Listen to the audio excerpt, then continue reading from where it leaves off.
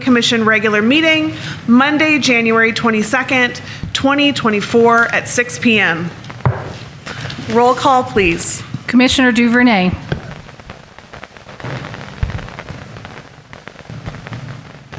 I just heard him. Commissioner Glasscock. Present. Commissioner Kling.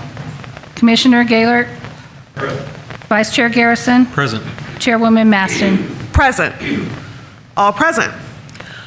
First order of business is to approve the minutes for our Monday, December 18, 2023 regular meeting. Do any of the commissioners have any corrections or additions to the December 18th meeting? I'm checking visually, looks like no corrections.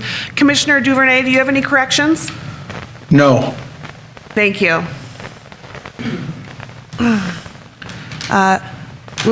Move to approve. Do I have a second? Second. All in favor? Aye. Unanimously carried. Excuse me, me and my mic are having a fight. Our second order of business this evening is voting for the chair and vice chair of the Planning and Zoning Commission for 2024. Any of the commissioners may nominate any sitting commissioner for either role, or you may nominate yourself. Elections will not affect this meeting. New roles will begin next meeting, so probably February. A little bit about both roles. Chair and vice chair do not have more agenda or voting influence than any other commissioner, but they do have important responsibilities. The chair is responsible for running the meeting, ensuring all commissioners are given the opportunity to speak and ask questions, and keeping all activities civil and on topic.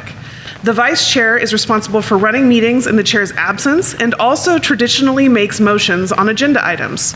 Both chair and vice chair should commit to attending all meetings. Would anyone care to nominate themselves or someone else for chair or vice chair? This is a discussion. We already did that. Oh. Anybody? All right, we're stuck. Are you still good? Vice Chair? I would be more than happy to, yes, ma'am. Okay. All right. Roll call vote to keep Chair of Planning and Zoning, Lindsay Maston, and Vice Chair of Planning and Zoning, Randy Garrison. Madam Chair, was there a motion to do that? Oh, motion? Motion. Do I have a second? Thank you very much. Seconded. Roll call vote, please. Commissioner Duvernay. Commissioner Duvernay. Are we having a connection issue? Hello? Can you hear me? There we go. Yes. Commissioner Glasscock. Yes. Commissioner Kling. Yes. Commissioner Gaylord. Yes. Vice Chair Garrison. Yes. Chairwoman Maston. Yes, unanimously carried. Our next order of business is informational reports and updates. Mr. Director? Thank you, Madam Chair. Welcome. I just have a couple things. One, just a reminder, please use your microphone.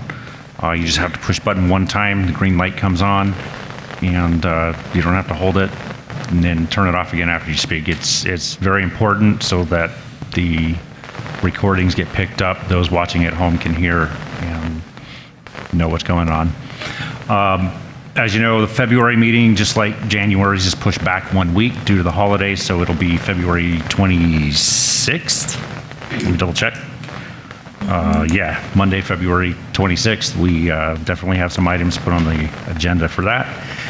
And the only other thing I have is all 192 units of the Inspiration Apartments have received their certificate of occupancy for move-in.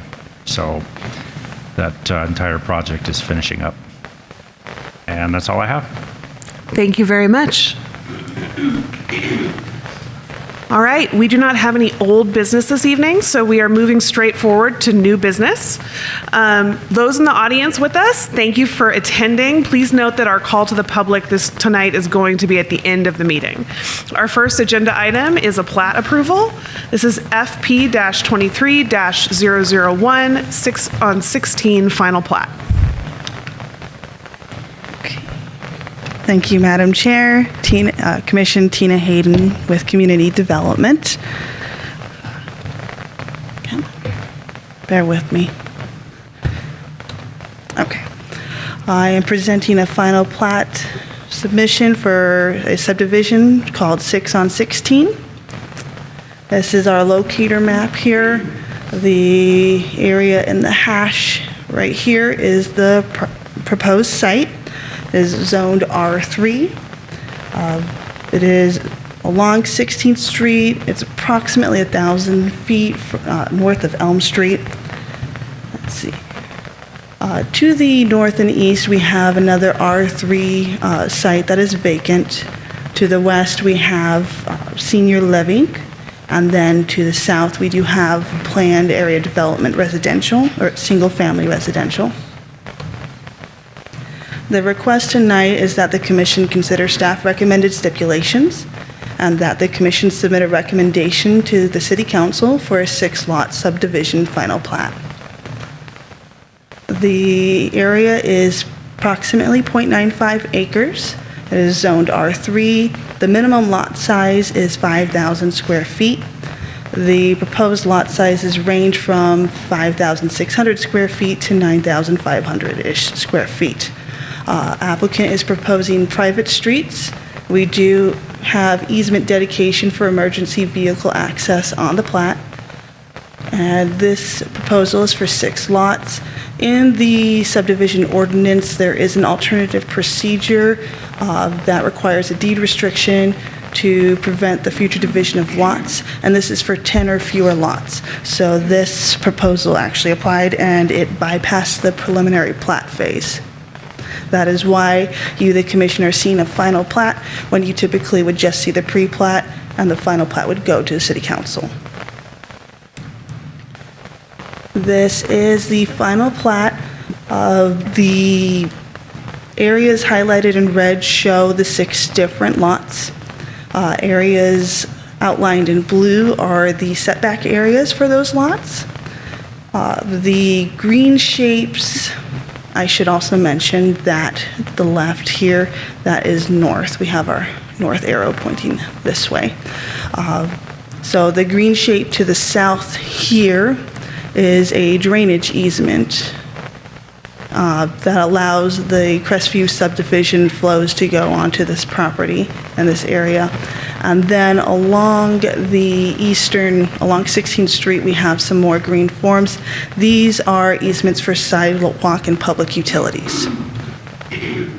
And then we have 2 forms here in red, right here and right here. These are the proposed private streets.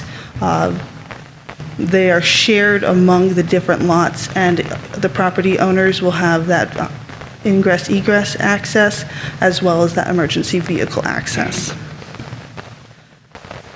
This is the same plat except showing drainage easements. Again, all the lots are outlined in red, and then the blue form is the approximate locations of the drainage easements throughout the site. And then we'll move on to some site photos. This is a street view looking south on 16th Street. The property is actually to the right in this photo. And then looking north on 16th Street, the property is now to the left.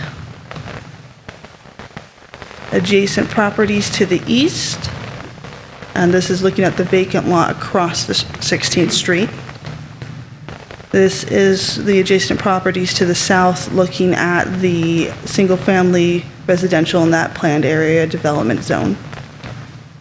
This is a site view looking northwest and a site view looking southwest. And then staff has 4 stipulations that they recommend, and I will read those into the record. Stipulation 1, the project shall be developed in conformance with the development plans as reviewed by the Planning and Zoning Commission at the January 22nd, 2024 meeting and as reviewed by the City Council. Stipulation 2, the developer shall adhere to the Code Review Board comment letters dated August 2nd, 2022 in Ray CRB 22-019, December 20th, 2022 in Ray CRB 22-031 revision, and November 2nd, 2023, in Re CRB-23-043. Stipulation 3, the construction plans, construction cost estimate, and Phase 3 grading report shall be submitted with the required grading and civil permit submittal. Stipulation 4, the developer shall provide city staff with proof of recordation of the approved final plat within 60 days of city council approval. That concludes my presentation. I am ready for any questions you may have. I have the applicant here as well. And if you have any questions regarding civil or grading, we also have Public Works or city engineer here as well. Thank you very much. All right, first, commissioners, does anyone on the commission have any questions for Christina? Sure, I do. Yes. Hi. This is a 1 acre site, is that right? Madam Chair, Commissioner Gaylor, yes, it's The zoning approximately. is R3. Correct. How many units can you do on an acre in an R3 zone? In the R3 zone, it's 5,000 square feet.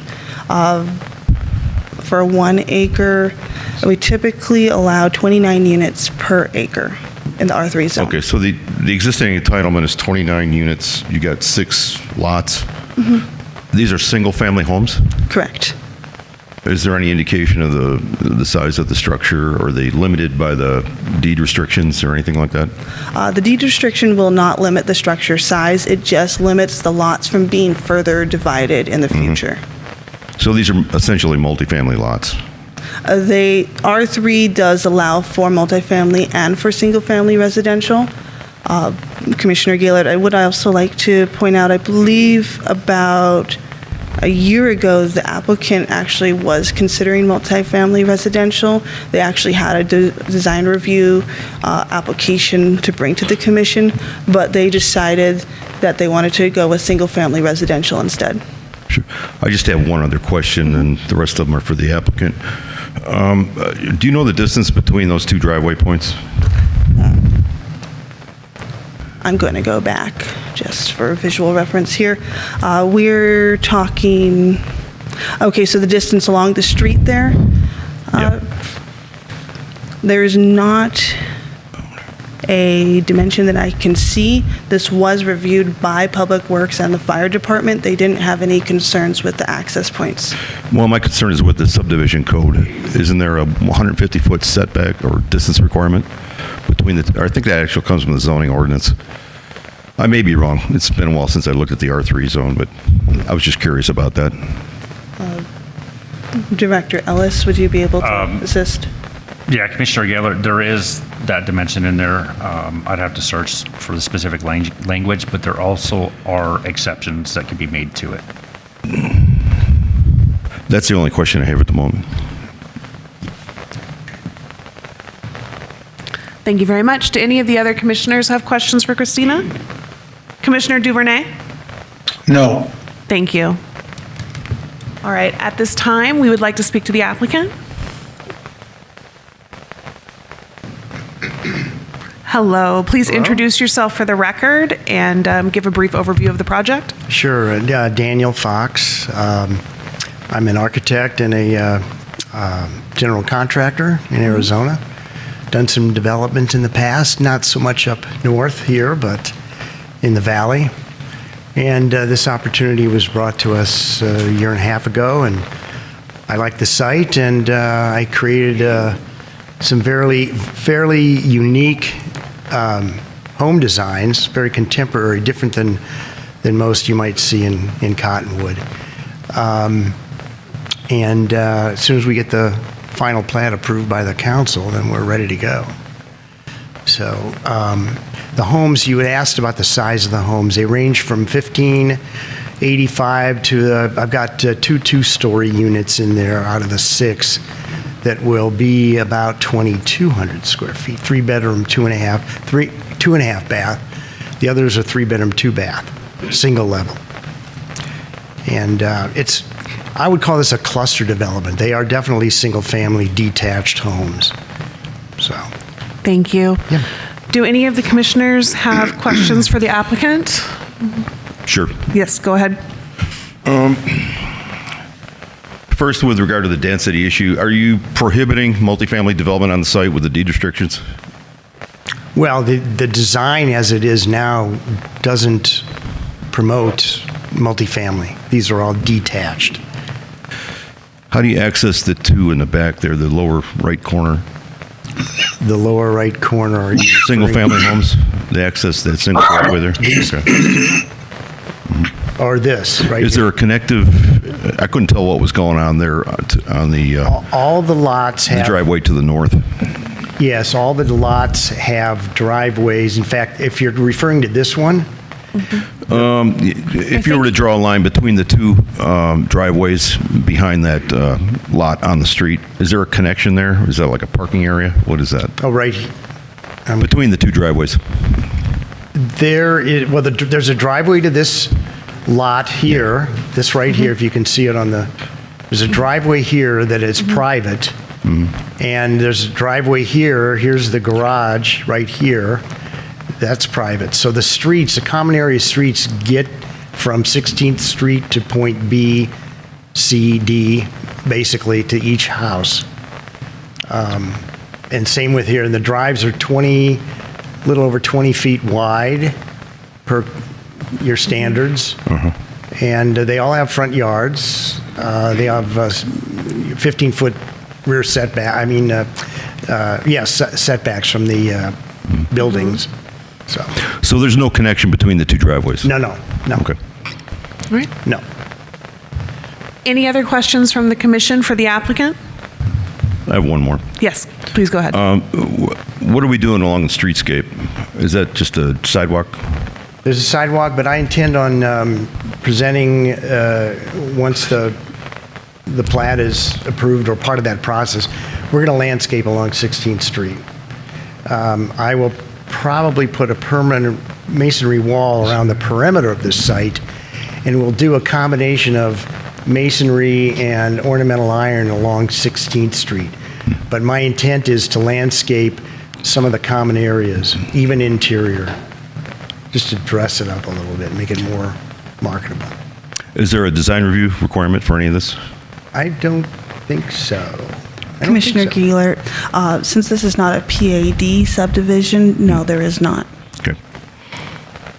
That's all I have. I can assure you it's going to be a quality development. I don't, this is my first introduction to Cottonwood, and I want to do it right. So. Thank you. We And I also appreciate want that to sell sentiment. them. Commissioner Gaylor, I can clarify your question on the driveway distance. So the access driveways are 150 feet from a street intersection. The driveways themselves can be 20 feet from each other. The exceptions exist if, due to property size, configuration, or other factors, then exceptions can be made on those distances. Thank you. All right. Thank you very much. We appreciate you coming and Thank you. speaking about your project. Sure. Is there anyone here from the public who would care to speak for or against this project? All right, I see one woman coming forward. Could you please drop your form off? Yes.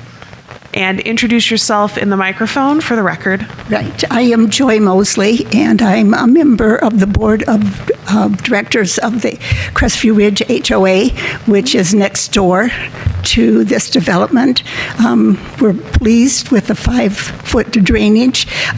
Our question is concerning the 2-story homes that are planned, and we would like to ask the developer where those 2-story homes are going to be, where he has them planned. Is that possible to answer that for us?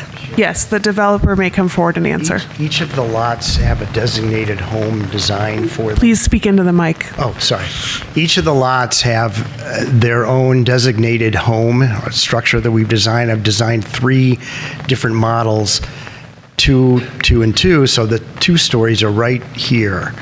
But if you look at the footprint, they're not all, the 2-story portion of it isn't the entire footprint by any means.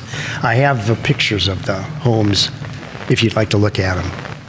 But there's a breakup on the elevations, and not all of it encompasses the second story doesn't encompass the entire footprint of the house. Thank you. That was my question. Thank you. Thank you very much. It was a good question. Is there anyone else here from the public who would care to ask questions or speak on this project? All right, I don't see anyone coming forward, so now I am closing the floor to the public. We're going to go through and get every commissioner's thoughts on this project, and as well as any final questions they may have. I'm going to start with Commissioner Duvernay. Mr. Duvernay, do you hear us?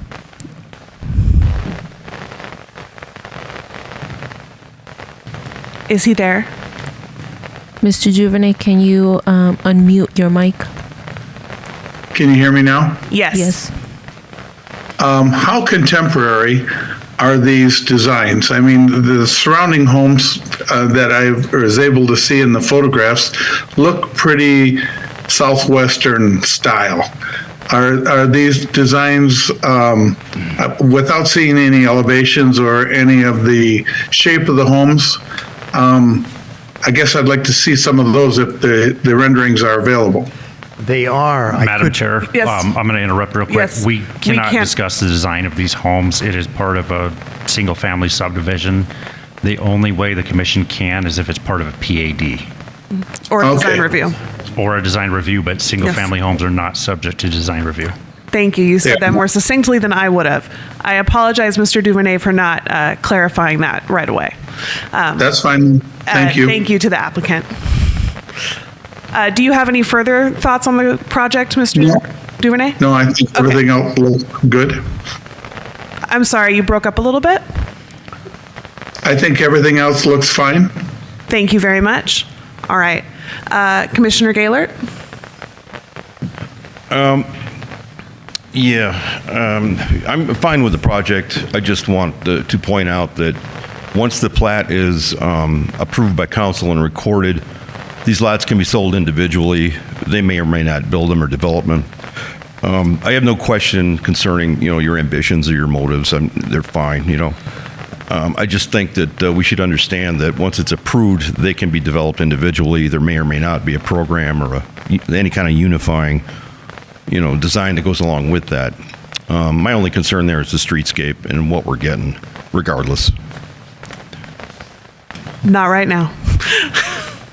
I don't hear any prohibition on the density or the number of units that are actually going on the site. Again, as I say, they could be sold individually and somebody else could end up developing them. That's just, an observation. Thank you, Commissioner Gaylord. Commissioner Glasscott? I have no questions. All right. Commissioner Kling? Well, now I want to see the design view. No, we can't. No, I think I'm all for it. It's, of course, infill, which we need. I would love to see it multifamily, but I do understand maybe your goal was to allow for decent-sized square footage of properties. So I'm excited to see it come to fruition, hopefully. Okay. Vice Chair? So, not a whole lot to say. I hear what Commissioner Gaylord is getting at, and I probably also would have preferred if this had come forward as a PAD, just because I think it would have clarified the intent all the way through the finish of the project, not to the splitting of the lots, which, as he said, once these are split, then basically somebody could come in and buy those and do anything they want with them that doesn't necessarily match the intent of the developer currently. Not saying that'll happen, but it does remove that question. I really like this is an infill project. It's on a piece of land that's very odd. It's stuck between, two different developments that are quite older and very different in their use. And so I think it really does give that neighborhood an opportunity to see something in there that's a slight upgrade, I guess I would say, to what's currently there, because most of what's to the south of it is multifamily. And the Christian Care Academy. And then you got quite a bit of different, that whole area is kind of a hodgepodge of uses, and so this really does kind of become a different animal compared to what's typically there. When I first brought this up and thought the property where you're talking about was actually across the street, because that property's been in, I don't even know how many times, and we continued to, the council continued to authorize different types of development, and then it just falls apart and never goes anywhere. So I was really hoping that was the piece that this was talking about, and was kind of surprised when I pulled up the map and it was actually the smaller piece across the street. So I'm all for infill. I like that it's an odd lot, and they've found a very creative way to split that up and put it to use. So I'm looking forward to the project going forward and hope it does so in the manner as presented. My thoughts on this project are very similar to some of my fellow commissioners. I love infill. Infill is good for Cottonwood. It allows us to add more housing, more varieties of housing, without destroying our natural space. And this is an area that can definitely absorb some more houses. I would have loved to have seen multifamily here, but I also am looking forward to seeing some really thoughtful single-family home designs.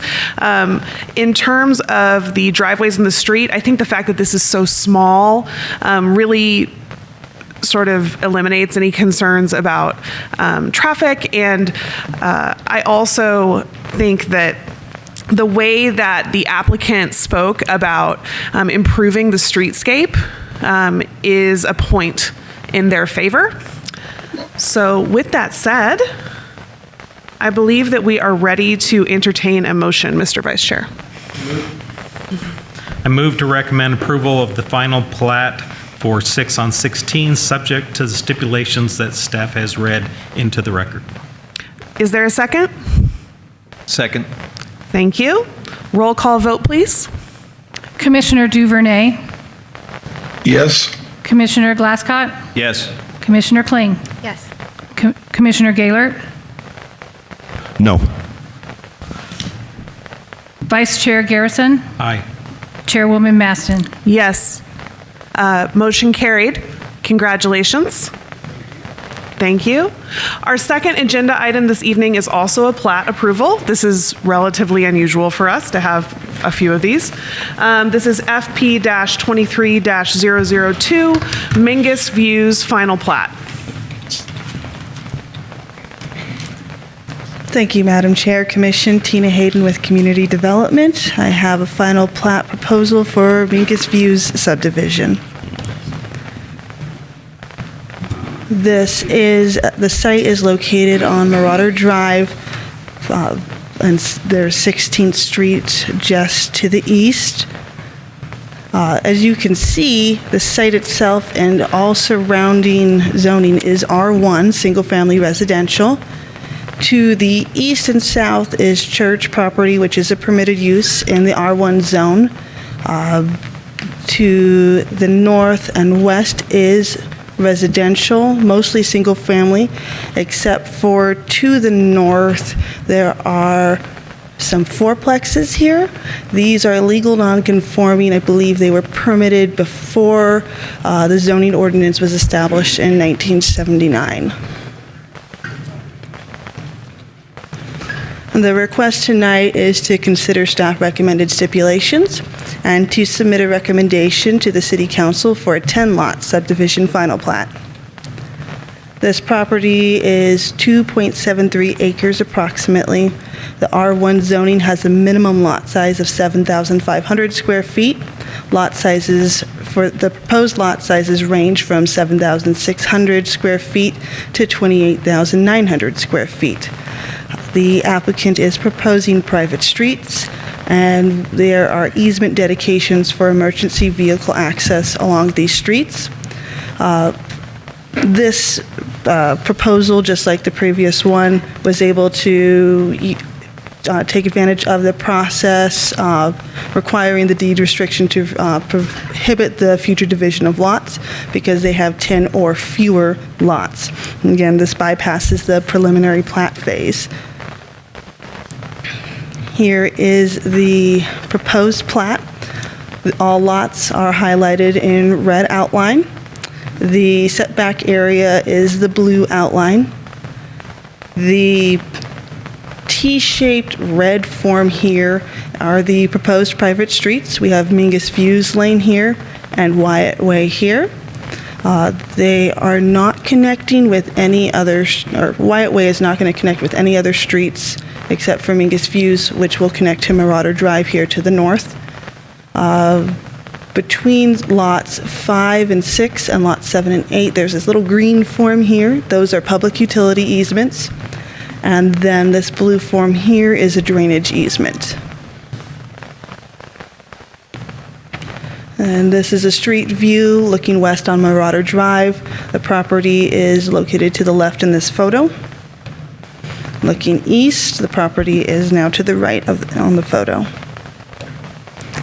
These are adjacent single-family residences to the northeast, the church property to the southeast. This is a site view looking south. You can see more of the church property here, and then some single-family residence there to the west. Staff recommends 4 stipulations if the commission desires to approve this project, and I will read those stipulations into the record. Stipulation 1, the project shall be developed in conformance with the development plans as reviewed by the Planning and Zoning Commission at the January 22nd, 2024 meeting and as reviewed by the City Council.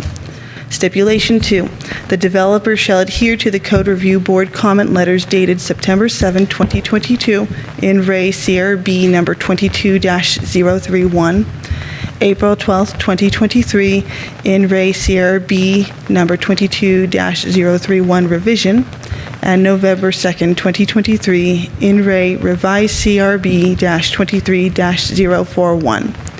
Stipulation 3, the construction plans, construction cost estimate, and Phase 3 grading report shall be submitted with the required grading and civil permit submittal. Stipulation 4, the developer shall provide city staff with proof of recordation of the approved final plat within 60 days of City Council approval. That concludes my presentation. I am ready for any questions you may have. I have the applicant here. As again, we also have our city engineer here if we have any questions for them. Thank you very much. Commissioners, we're now going to go through and give you time to ask questions of staff. Please hold any questions for your applicant for the applicant. Commissioner Duvernay, do you have any questions for Christina? Not at this point. Thank you. Commissioner Gaylor, do you have questions? Yeah, maybe this is for the city engineer, I don't know. I just have questions about the access out on the street on Marauder. We're looking at a driveway in the center of the project that collects those 6 residences to the rear, and 2 driveways on either side? Chairwoman Maston, Commissioner Gaylor, yes. Lots 1 here and lot 4 here will access directly onto Marauder Drive, and then we will have Mingus Views Lane connecting to Marauder Drive. This being a single-family residential zone and a local street rather than a collector, this is probably, excuse me, less of an issue. I'm just concerned about the offset between that collective driveway and the intersection across the street. I just wonder if there's any city standards, that get in the way of that. I just want to know that we're meeting, those standards. Commissioner Gaylor, this was reviewed by our city engineer. I could have him come up and attest to that if you'd like. I'm sorry, I can't hear you. I'm sorry, our city engineer did review this plat. Would you like to have him come up and confirm his findings? I wouldn't mind hearing from him. Okay. Sure. I mean, I believe you when you say that. Please introduce yourself for the record. Good evening, Madam Chair, Commissioners. I'm James Bramble, the city engineer. I did review this plat, and although that driveway's offset, it's a very low volume street with numerous driveways in it, and we didn't feel like this presented any further issues for the area. That's fine. It's kind of a mishmash up and down that street. To the west, it's all driveways. To the east, it's kind of a different thing going on. I just wondered how this fit across from those 2 intersections. I have a question while you're up there, and it's about the retention basin.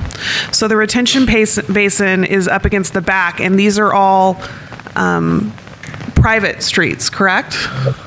So is that Is that a potential problem with street maintenance to get to a potential flooded area in a storm?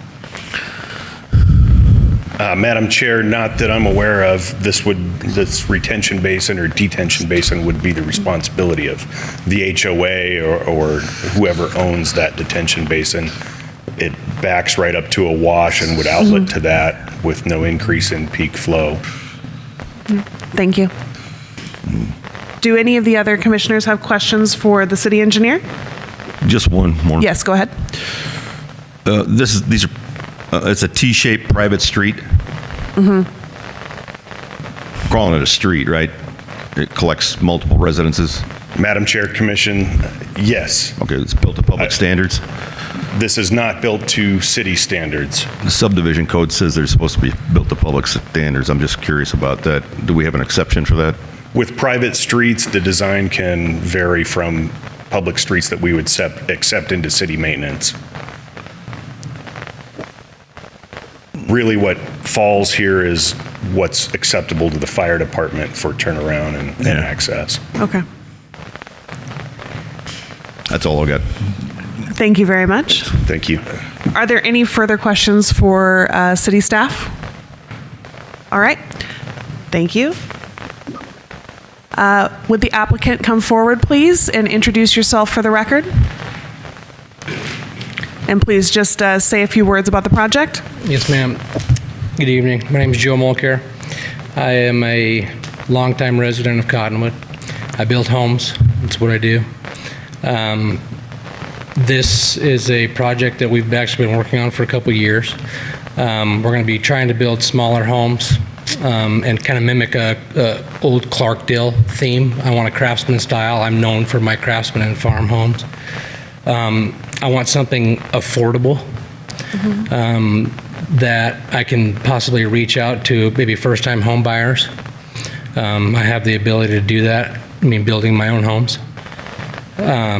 So I see your questions and stuff. We've worked with fire. Everything has been worked out. Like I said, we've been working on this for 2 years. So I hope all the bugs and kinks are worked out. All right. Are there any questions on the commission for the applicant? Commissioner Glasscott? Yeah, I think the engineer answered the question, but it does state that the maintenance of that retention well will be by the homeowners association. Is that correct? If I decide to do an HOA, yes. However, these two pieces are owned, so the detention pond will be owned halfway by whoever purchases this parcel and vice versa with the other one. So it'll be really up to them to maintain, that detention pond. All right, thank you. And then also curious, reading that Bradshaw Mountain RV Park, is that the same as this Mingus Views subdivision? Because in this, it says the proposed Bradshaw Mountain RV Park project will adhere. Is it a different project? Yeah, I'd have to refer back to Mr. Gillis. It's page 16 of the Mingus Views subdivision drainage report. Under conclusions, 5.0.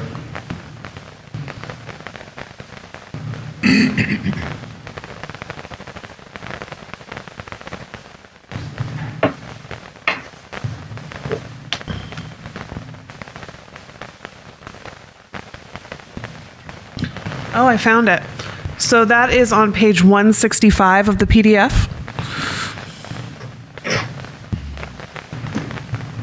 Commissioner Glasscott, Madam Chair. The drainage report is a item that will be submitted during the grading and civil permit. So this is not the official form of the drainage report. They will have time to make those corrections and present it to our city engineer. All right, thank you. For the public that are here, the maps are correct in the drainage report, so I'm assuming that's just a road typo. Madam Chair, yeah, it looks like it's just a typo on that. That was a really good question, Commissioner Glasscott. Commissioner Kling, do you have any questions? Or, yeah? Vice Chair? All right, one last chance for Commissioner Duvernay, just because you're not there and I want to make sure you're not getting left out. No questions, thank you. All right. Thank you very much. Thank We you. appreciate you coming in. Is there anyone here from the public who would like to speak either for or against this project? Yes, did you fill out the form in the back? Fill out the form. I didn't know there was a form. Just go get it and then we can fill it out Afterwards? post facto. Please Okay. introduce yourself for the record and Yes. speak into the mic. Yeah, my name is Joel Maychak. I live on South 13th Place. And I just wanted to ask a couple questions that may have to do more with definitions, because some of the, not so familiar with many of the definitions.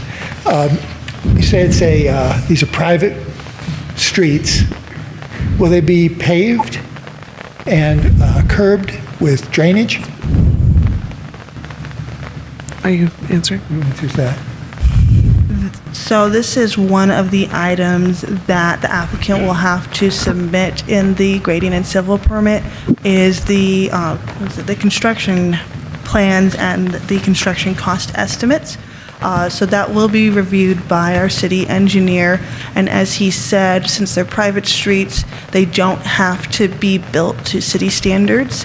However, in the CC&Rs that the applicant has proposed, they do say that they will maintain the private streets per fire code. The who will maintain?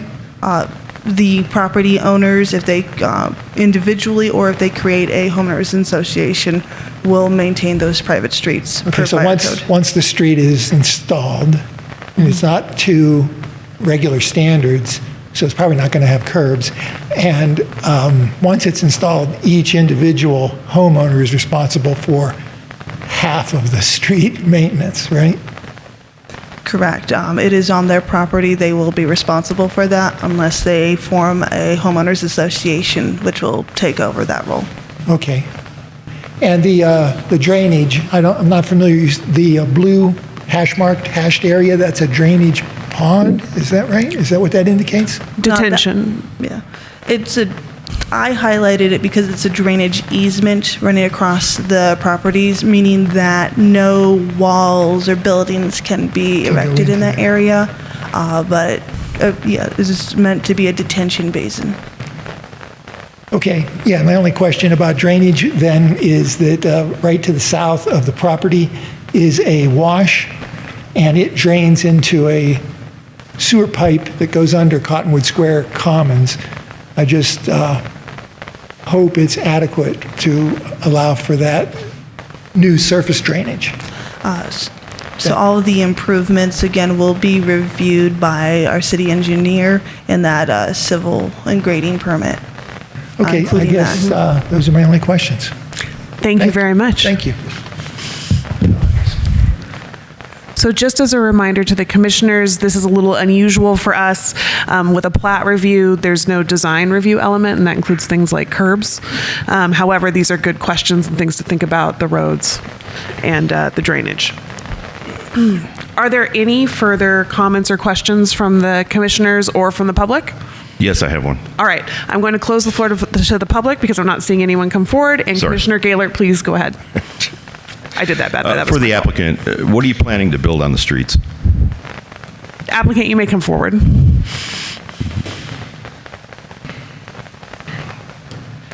So the idea is to keep costs down so people can afford it. So we're looking at paving the streets. However, it's going to just depend on, who am I catering to? Am I catering to a $700,000 home, or am I, like I said, trying to put a first-time home buyer in here and putting an AB road?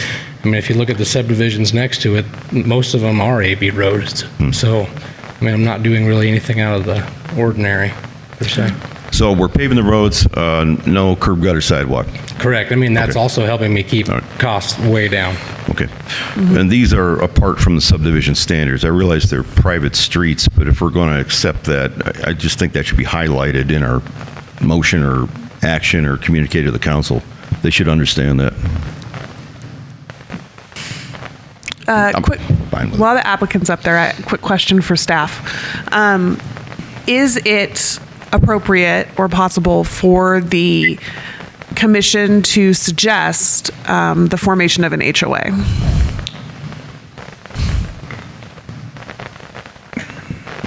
Madam Chair, I'm gonna see if our legal counsel can answer that. If Frank, are you there?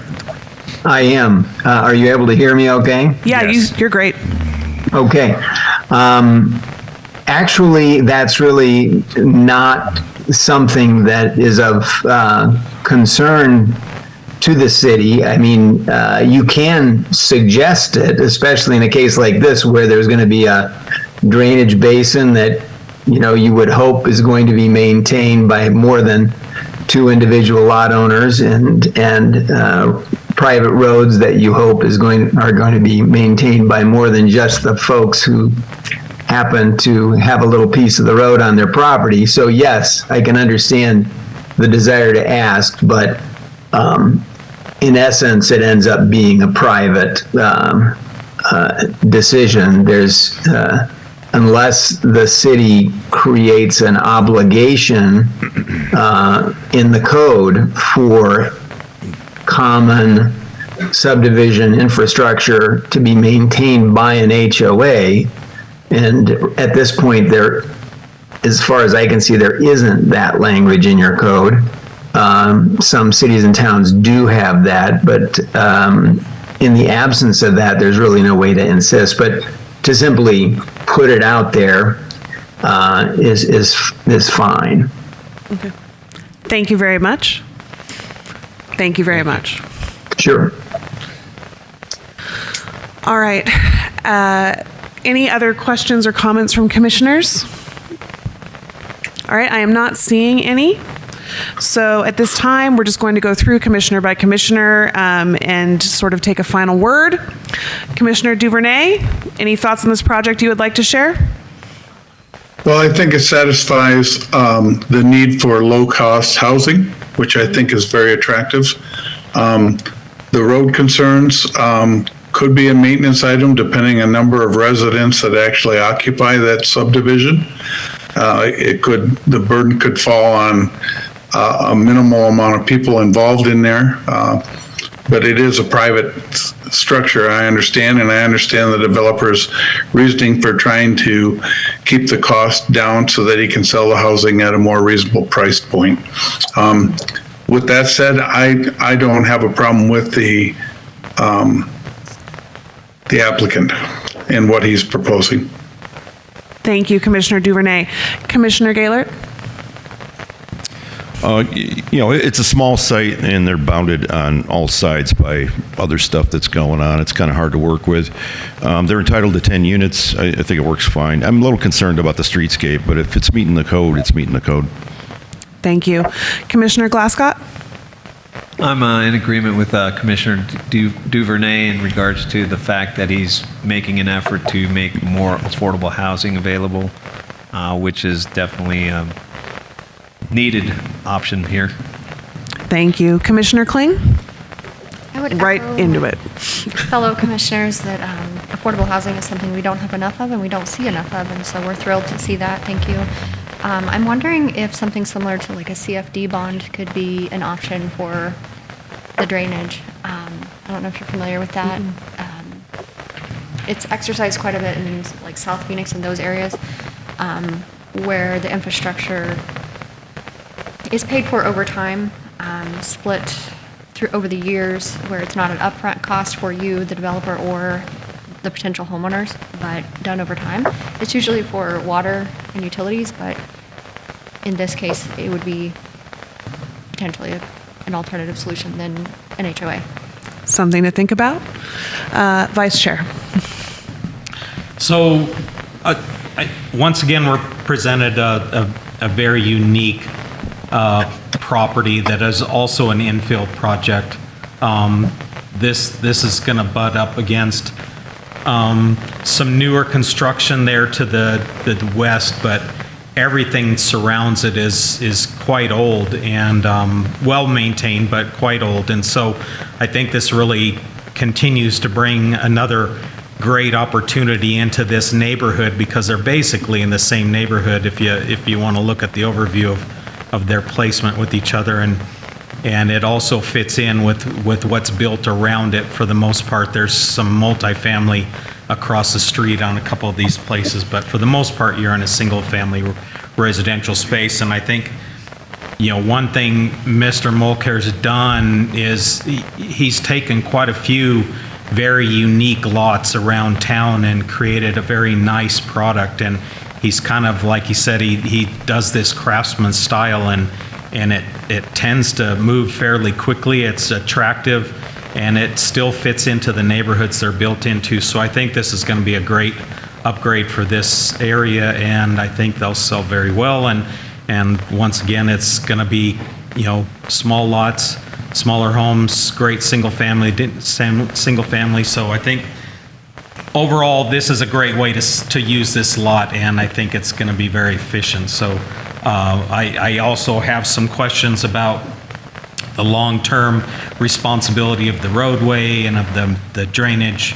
But if our codes don't prevent these things, then obviously it isn't up to the developer to take and make it his responsibility when we don't hold anybody else to that standard. So I would propose in the future that the city needs to tighten up their codes to make sure that we have the ability to ensure that once streets are put in, they are maintained and kept usable for our emergency services. But as it is now, I think what he's going to put in is going to be adequate, and it's going to fill the need, and it's going to be a great project for that neighborhood. Once again, I find myself going last and just agreeing with everybody. There's really been a hunger in Cottonwood for more housing, but part of that hunger is specificity. There are a lot of people who dream of a single-family home, and the need is for those single-family homes to be affordable. So it has been good to see, two different small developments come forward today. One of them a little bit more aspirational, and then one more accessible. And while I am a little bit concerned about that basin, I assume that these homeowners are going to be thankful, and honestly, we cannot hold the developer hostage for that reason. It's not in the code.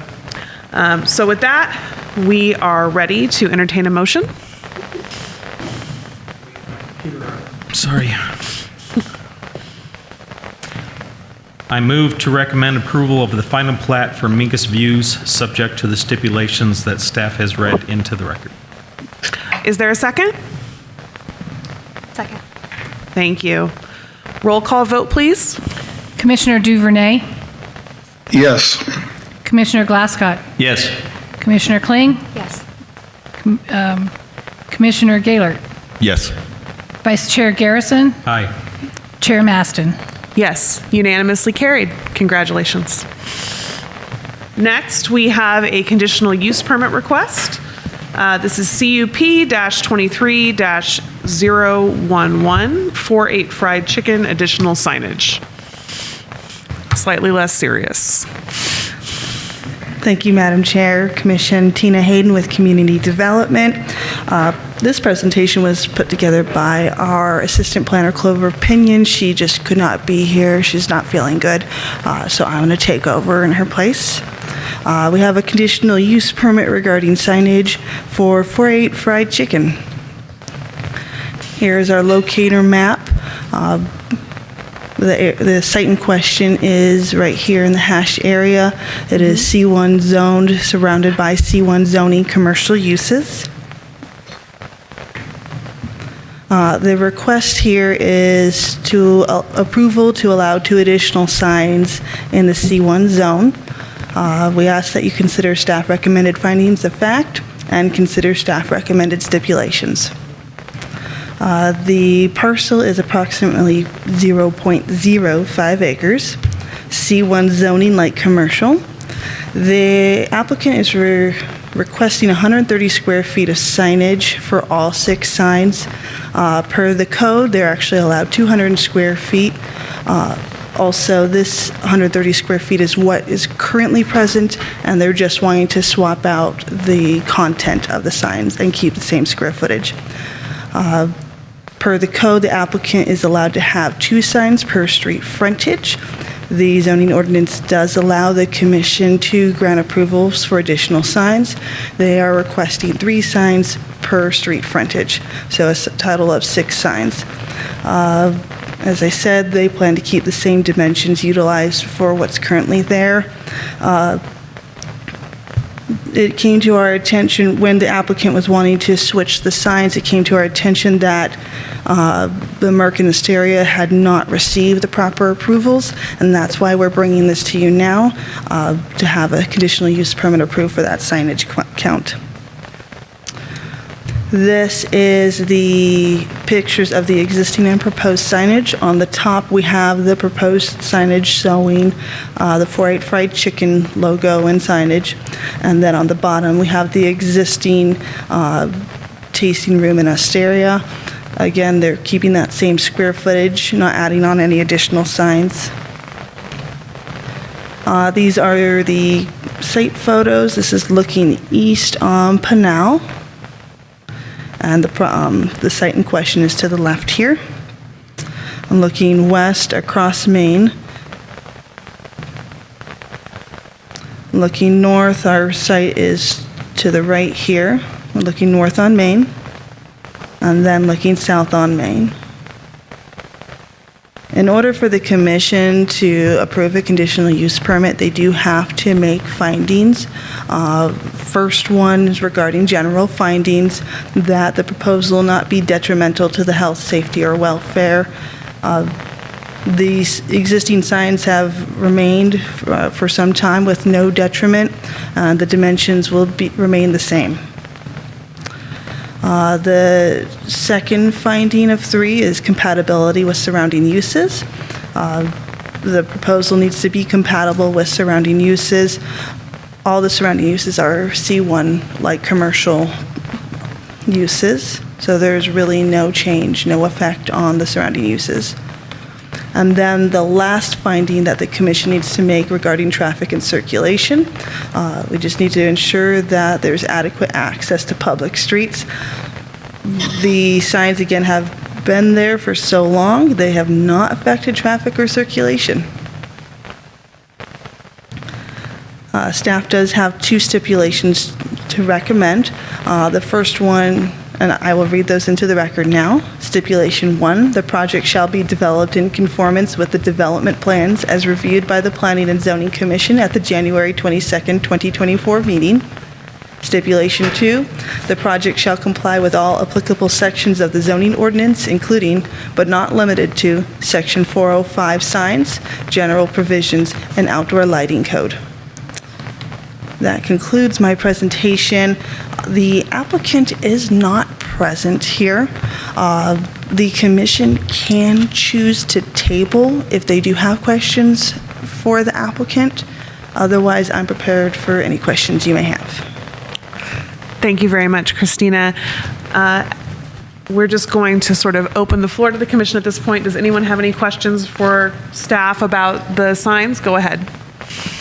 I didn't see anywhere in here that this was brought before the historical commission, and this is our historic district. Why has this, or has it been brought before the historical commission, and what was their opinion on I guess not just the update, because at this point we're really just crossing T's and dotting I's, but the signage and the style of sign, especially with the backlit, on that front corner.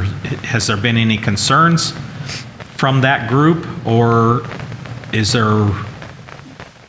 it going before them, or are they just being left out of the process for another reason? Vice Chair Garrison, this project years ago was shown to the commission. We're aware of it.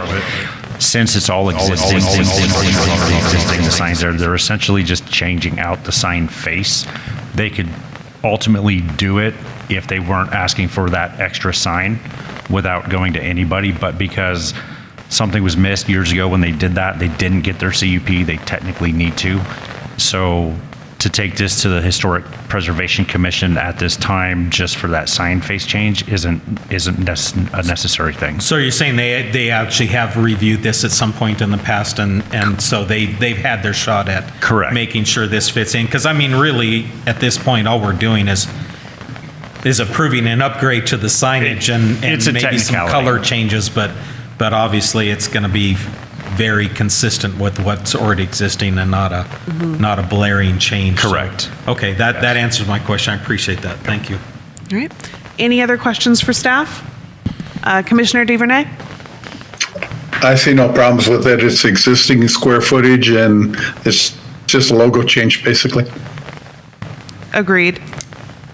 Thank you very much, Christina.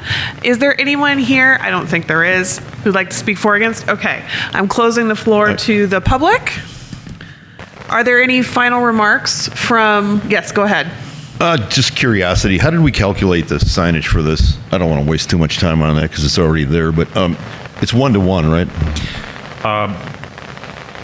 Commissioner Gaylor, yeah, so each business is allowed 2 signs per street frontage. So a business on the corner like this could technically have 4 signs. I mean, the total out area, I'm sorry. Right, so I don't have a, let me run up to the.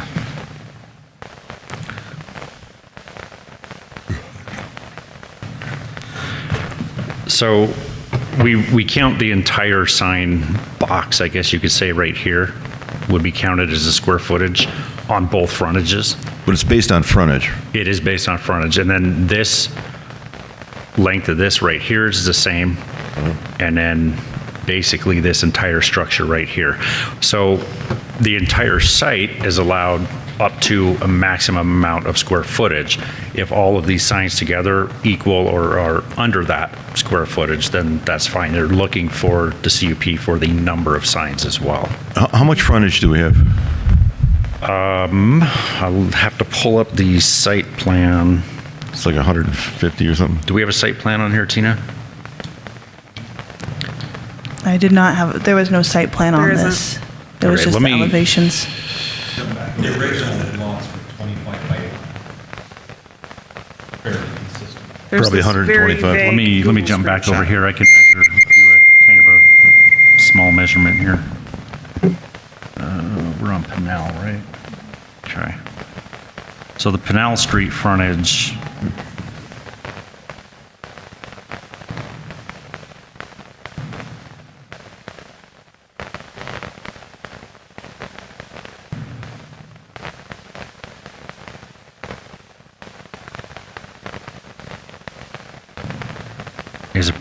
Is right about 90 feet, just under 90 feet. That's what I thought, yeah. Yeah. So 90 and 25, something Yeah. like that.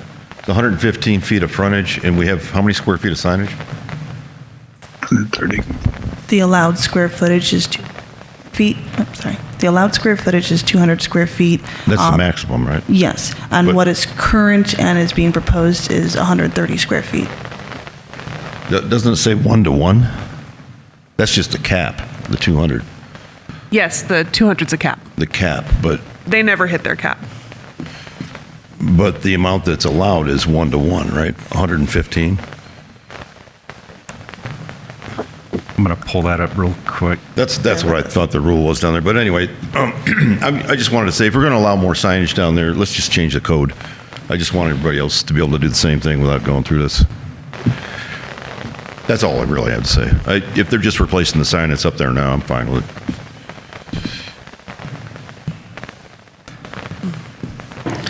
Any further comments before I go? So my opinion on this is that the additional detail of that added corner sign, because that's really where I think we're getting, the extra, is in keeping with the historic character of downtown. It's part of what makes the building facade fit into downtown. And even though the actual typography on the sign is extremely contemporary, the sign itself fits. So I think that this is actually a good use case for a conditional use permit, because had someone come forward and said that they needed 6 signs, but they weren't doing a structure that was in keeping with the historical quality of the area, we probably wouldn't be so eager to, pass it through. I don't think it's just a question of, oh, this was already there. I think it's also an issue of, well, it's adding to the character of the streetscape. That's just my 2 cents. Last chance for more cents. Anyone have 2? Okay. Madam Chair, Yes? I will answer You found it? Thank Commissioner Gaylord's question. It is 1 to 1.5 on that, yeah. And then that overall total is 200 for all the signs together. Good information. Thank you very much for looking that up. All right. I believe we are ready to entertain a motion for the conditional use permit. I move to approve CUP 23-011 to allow for additional signage in a C1 light commercial zone with regard to the findings of fact and subject to the stipulations that were read into the record by staff. Is there a second? Second. Thank you. Roll call vote, please. Commissioner Duvernay, Yes. Commissioner Glasscock, Yes. Commissioner Kling, Yes. Commissioner Gaylord, Yes. Vice Chair Garrison, Aye. Chairwoman Maston. Yes, unanimously carried. All right. Our next order is call to the public, but I do not believe that there are any public with us, so I'm going to speed past it. We do not have any discussion items on the agenda tonight. Nope, definitely not. I make a motion to adjourn. Do I have a second? Second. All right. All in favor? Aye. We're out of here.